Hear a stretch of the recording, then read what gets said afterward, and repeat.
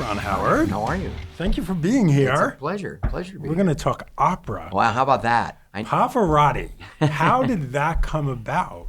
Well, while I certainly knew about Pavarotti and a little bit about opera, not a lot, more about opera than I knew about outer space when I did Apollo 13 or Formula One when I started Rush. Right. But it's the same team that did the Beatles 8 Days a Week. And once again, Nigel Sinclair, the producer, has made so many terrific music documentaries. And we had a great experience on 8 Days a Week. He knew I was looking to reteam with them because it's Paul Crowder's brilliant doc director and editor, Mark Monroe, terrific writer. Our chemistry was fantastic, and I loved working on 8 Days a Week. So brought the idea of Pavarotti, and once again, similar to the Beatles' 8 Days a Week movie, he said, "Look, we found some new footage. I think the family is interested or willing to talk. We don't know for sure, but does the character interest you at all?" And I said, "Well, it's kind of perfect for me because I love explorations where I have an innate respect and fascination, but not necessarily all that much knowledge," which, by the way, even includes the Beatles movie. And in delving into it, I just began to see an interesting character story and set of relationships. And the opera was obviously clearly cinematic, could be very meaningful. Chris Jenkins, I felt, would mix it again. And I knew he'd have a field day and create an opportunity here to give audiences a sort of total experience. We all know, you hear Pavarotti. Yeah. You just think a big voice. He sang really well. But what did you learn about him as a man, as a character? Well, I already knew he was incredibly charismatic because probably before I ever was even aware of hearing Pavarotti, I met him very, very briefly. So this was on the Paramount lot, just a big sort of publicity sort of event of some sort, and there were a lot of movie stars, television stars there, but when Pavarotti showed up, that was it, And I had just a very brief handshake, but I mean the charisma was so clear, it was there. In fact, in our documentary, we have an American Express commercial. It was one of the things that really sort of introduced him very broadly to audiences, and we don't mention it in the documentary, but Tom Bosley, who played my dad on Happy Days, he was the voice of American Express at that point. And so it's Tom's voice tagging that commercial that we use, which I get a huge smile Full circle from every time. So I understood how charismatic he was. A little bit later in my life, I began to appreciate the talent, but I had no idea what the journey was. And there is, it's a sort of a great rags to riches story, very influenced by World War II, and that sort of neo-realist. It wasn't neo-realist to them; it was neo-realist to me, who liked movies like The Bicycle Thief. But that was his world, and I thought that was very interesting. There was an interesting relationship with his father. His father was a very talented tenor, but for whatever reason, perhaps stage fright, never really could turn the corner and become a working professional. He had real doubts about his son's ability to. His mother believed in him. So there are just all these dynamics, not in relationships that he developed. But the most interesting thing was this joy that he had, this pursuit of this art form, really was equaled by his passion for life. Now he couldn't live, he wasn't a rock and roll destructive crazy, he was really always protecting the voice. So he was always very, very careful, but he grabbed for those relationships, those moments in life that in addition to his work would enrich him, thrill him, etc. And I think a lot of that comes from the fact, again, sort of psychologically interesting, that he had a near-death experience shortly after World War II, horrible infection that they didn't quite know how to beat. So, all of these things just added up to a really great human interest story, which is kind of what I'm always looking for. And yet, there's opera. So there's going to be great music. There's going to be drama. There's theatricality. And last, I would say, even in those initial conversations, when I began listening to the arias and also reading the lyrics, which I'd never really done, and I began to understand the themes of those, not only the operas and the stories, but the the moments being dramatized through the arias. I thought, I bet we can use these arias to help dramatize moments in his life, and in a way, we can maybe make an opera about Pavarotti using these arias that he sang. Well, I was going to say, brilliantly. why didn't you do a scripted feature biopic? Well, I mean, again, Nigel brought this to me. I I'm really enjoying my fairly recent, foray into doc filmmaking. I find it incredibly stimulating. It satisfies my curiosity. There's still time for me to continue directing, narrative scripted projects, which and I think it informs my work. I think I think there's something about the constraints, in a way, of the documentary format that demands the understanding, the analysis, the thought, but it's not so simple. You don't just get an actor to state the theme. You can't decide what shots you have necessarily outside of a few rare circumstances. And I think creatively, I immediately started feeling that influencing my work in scripted films and television shows. So it's something I wanted to keep going. Now, imagine my company with Brian Grazer. We love the idea. We're developing Aretha Franklin right now. So down the road, there's not to say I thought right away genius. He is a genius. I certainly have come to realize that. And but for the moment, this is what we're doing with Nigel and Paul and Mark. And Pavarotti the man definitely had drama in his life. Look, Bono says it. Luciano could sing opera brilliantly, but his life was an opera. Mm-hmm. And I saw that immediately, even before I heard that quote. Right. But my gosh, Bono's interview. I mean, we should get permission to just put the whole thing online. It was call him right now. It was a shame, anytime we had to cut a line, because he is so astute, so articulate, so passionate, and he really helped it.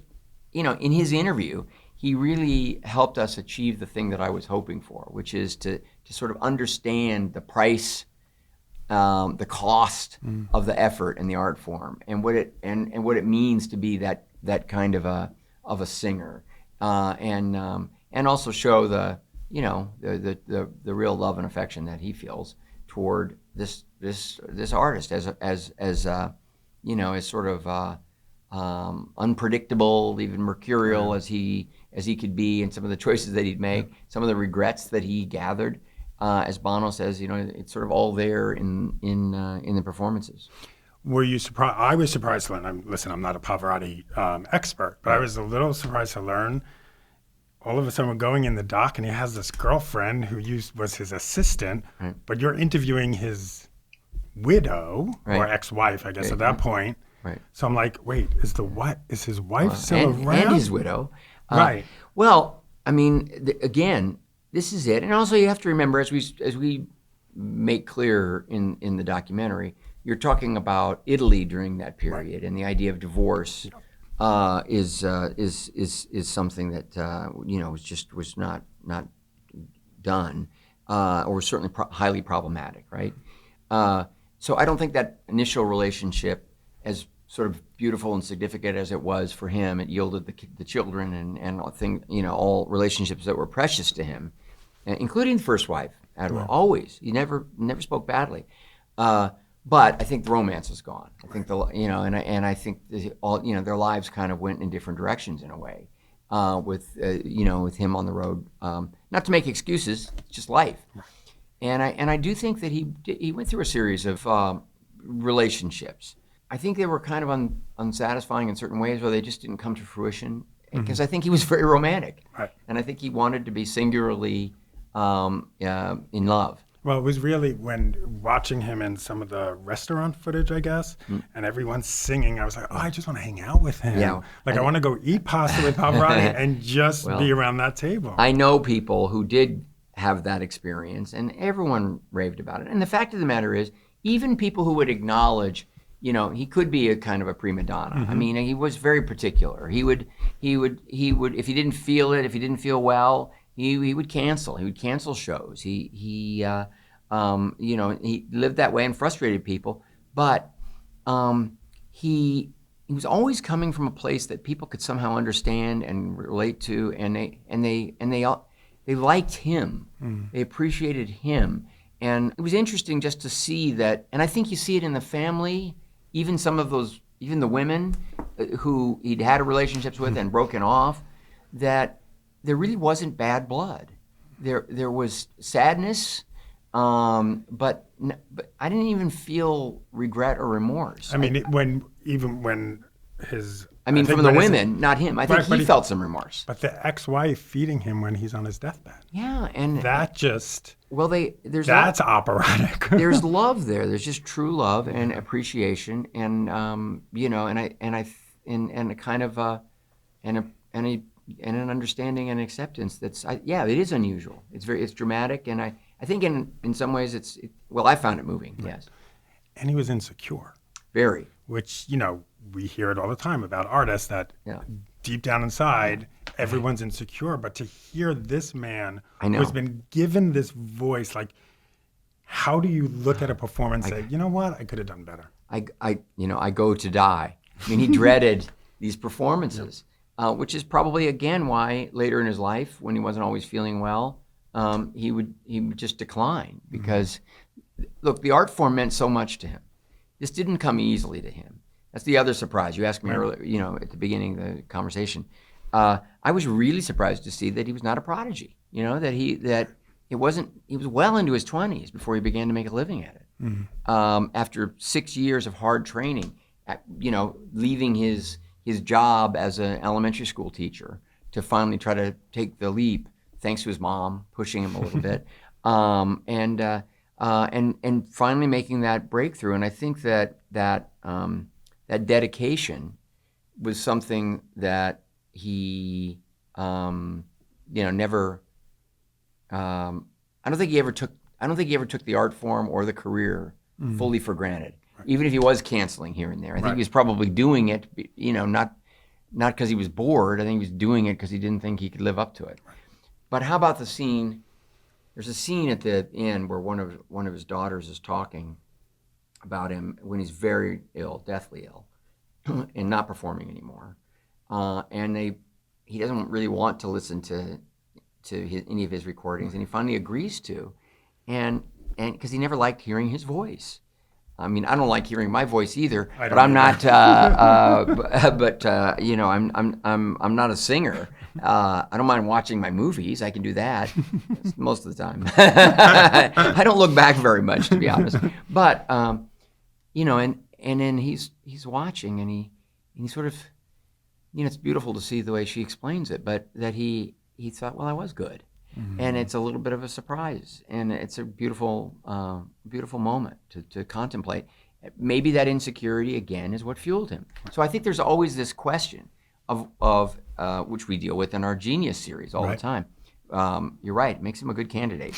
But what fuels genius? What pushes people to greatness? And someone like Pavarotti, like you said, he wasn't a prodigy, so is he a born genius? Is he a genius who he's developed? Can you develop into a genius? I think he came from a place and a family that revered it. His father was a tenor and apparently very good. Right. Pavarotti was kind of famous for saying he's the better singer. I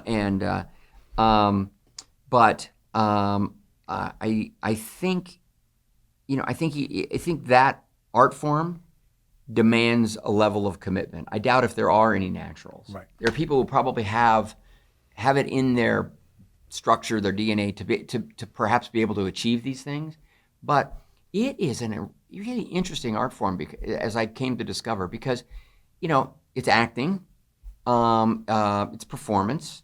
But there's also an athleticism required. Well, what was it? Who said about feeling her The breath and the strength and the muscles abs, yeah. and the abs and the controlling the breath, and so all of that factors into every performance. And so these performances really did take a kind of physical toll, or at least there was a price to be paid, like great athletes. And I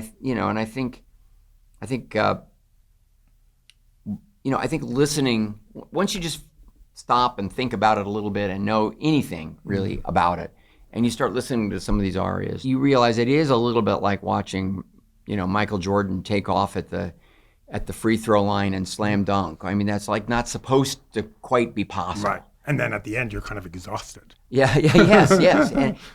So I think when you watch opera, I think you're also seeing this demonstration of human capability that's kind of mind blowing. And I really wanted, again, to use the movie, and I hope a lot of people go and see it in a theater if possible, because it's we are trying to create a kind of as I said, a sort of an opera about Pavarotti, and absolutely using every state-of-the-art device we could to make it a great experience for people. Man, when the mix, Chris Jenkins is really remarkable and loved this subject, and really it's a labor of love for him.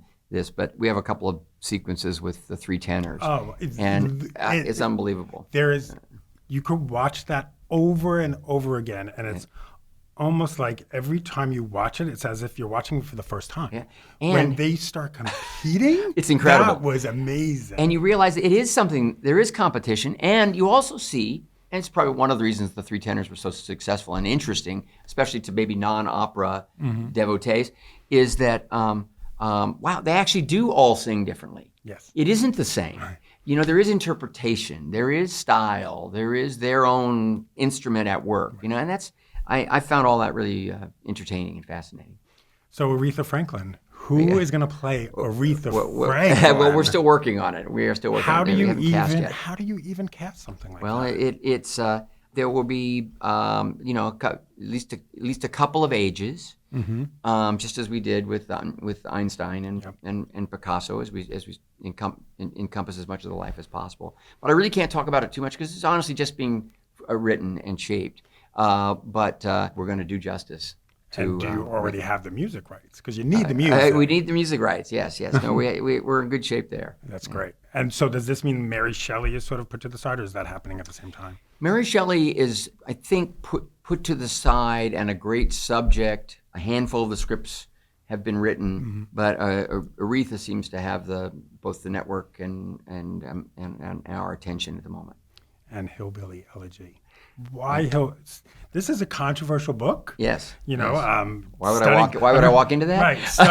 Especially this time period. We're about to go into 2020. And I forgot how controversial the book was when it came out. Was it a conservative book? Was it a liberal book? Who loves it? Who hates it? Well, I think people from both sides feel both emotions about it. Some more than others. Right. But the movie story is the case study of the family. I think it's incredibly relatable. So when you peel away J.D. Vance's own sort of sociological explorations or theories, and which it's not this film's job to dramatize, what captured me and what I thought was interesting was that story of this one particular American family from a specific region, and navigating the sort of the aspects of their families, their personalities, and to some extent their culture that can be problematic in this day and age, and also recognizing some of those strengths. And I think everybody in every corner of probably every country, but let's talk about America, has a version of that, where sort of wherever they come from. Do you see yourself screening it at the White House? No, I could probably just blurt that out and be very confident. Because, there are people who use the material in the book as support for Trump. That this is the reason Trump was elected. I think it's not so much support for. I mean, I don't interpret it that way, and I don't think J.D. Vance does. I don't think he even intended it to be as political as it was interpreted to be, because it's well, I mean, even within his own family, his grandmother, who's an amazing character Glenn Close is going to play, she was a Bill Clinton lover, loved him, and so anyway, but all that aside, I think it is a look at a corner of our culture and population that is a large one, and has probably gone a little bit underserved. And my family comes from Oklahoma and Kansas. I never lived there. J.D. Vance is also not a hillbilly, but that's why I like the title. It's like the echoes of that culture have certainly influenced him, just as honestly I feel it, and from my own family. And I think that it's an important time. My plan, and we haven't shot it yet. We're just getting underway. Certainly is to tell this family story in as honest and straightforward a way as possible. And again, use it as this case study for the struggle to sort of overcome certain cycles of that problematic, circumstances and behavior, but also to recognize that society plays a role in almost everything that impacts us and shapes things. And I think that I think the actors are very excited to tackle these characters. We have a terrific cast shaping up. And a couple of fun questions, and then I'll let you go because I know you have to go. Yeah. When was the last time you cried watching a movie? Oh man, when was the last time I cried? Well, I tell you, I got very emotional watching the movie where Shia LaBeouf was basically playing his father. And I think maybe having been a child actor myself, although my circumstance is quite different, it was a very constructive experience. But I thought that movie was raw and true. So I was really empathetic with it and open to it and really admired it, and I found it very moving. What movie could you watch over and over again? Every time it pops on, you're like, I'm going to watch it. One Flew Over the Cuckoo's Nest. That blend of comedy, those ideas, the unbelievable, impeccable performances, top to bottom, Haskell Wexler's photography, the direction, the staging, everything about it just kind of rivets me because it's full-on entertainment with fueled by ideas and this really artful execution that is just I really admire that movie. And now they're going to do a series on Nurse Ratched. Are they? Yes, Sarah Paulson. Oh, well, she'll be great. I'll be checking that out. Awesome. Ron, thank you so much. This Pleasure. was awesome. Thank you. This was Thank really you. great. Pleasure. I hope everyone goes see Pavarotti in the theater. That would be nice. Really, it's important because especially for the three tenors performance. Yeah. It was some great moments that we were able to get. Thanks. Thank you so much.